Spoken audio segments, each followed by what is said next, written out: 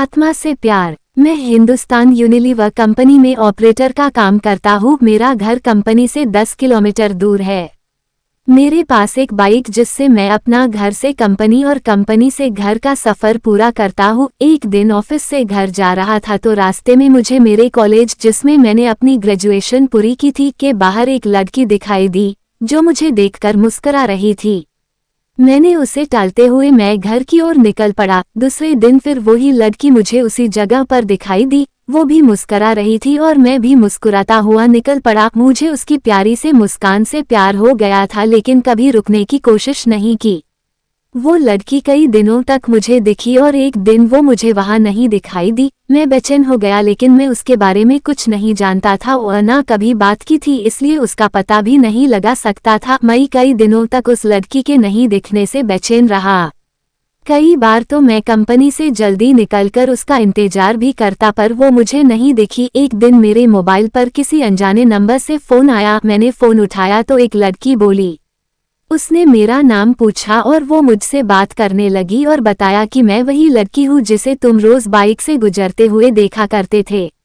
मैं अचंभित रह गया कि इसके पास मेरा नंबर कैसे आया और ये मेरे से क्यों बात कर रही है, लेकिन उसकी मीठी बातों में इतना खो गया कि ये सब बातें भूल गया। एक दिन उसने मुझे कॉलेज के बाहर मिलने के लिए बुलाया। मैं और मेरा दोस्त हम दोनों बाइक पर उससे मिलने को गए क्योंकि कभी मैं लड़की से अकेले नहीं मिला था तो घबरा रहा था। मैं और मेरा दोस्त जैसे ही कॉलेज के बाहर पहुंचे तो वहां वो लड़की कहीं पर भी दिखाई नहीं दी। मैंने काफी फोन लगाया लेकिन फोन स्विच ऑफ था। मैं घर लौट गया और घर में घुसते ही उसका फोन आया तो मैंने गुस्से से कहा कि हम वहां पर आपका इंतजार कर रहे थे, आप क्यों नहीं आई? तो उसने कहा कि तुम अपने दोस्त को क्यों साथ लेकर आए थे, मुझसे अकेले मिलने आना। मैंने कहा ठीक है। अगले दिन सुबह सुबह मैंने उसके फोन लगाया लेकिन उसकी मम्मी ने फोन उठा लिया। मैं एक बार तो डर गया लेकिन कॉलेज के प्रोजेक्ट का बहाना कर उससे बात करने को उसकी मम्मी से कहा। उसकी मम्मी ने कहा, पागल हो गए हो क्या, प्रिया को मरे तो 3 महीने हो चुके हैं। मैं हक्का बक्का रह गया और मेरे हाथ से मोबाइल छूट गया और मैं बुरी तरह कांपने लगा। मैंने सोचा कि जिस लड़की को देख रहा था और जिससे मैं बात कर रहा था वो एक आत्मा थी। मुझे फिर भी विश्वास नहीं आया। मैंने अगले दिन फिर प्रिया की मम्मी के फोन लगाकर सारी घटना सुनाई तो उन्होंने कहा, मेरी बात पर यकीन ना हो तो मेरे घर आकर देख लो।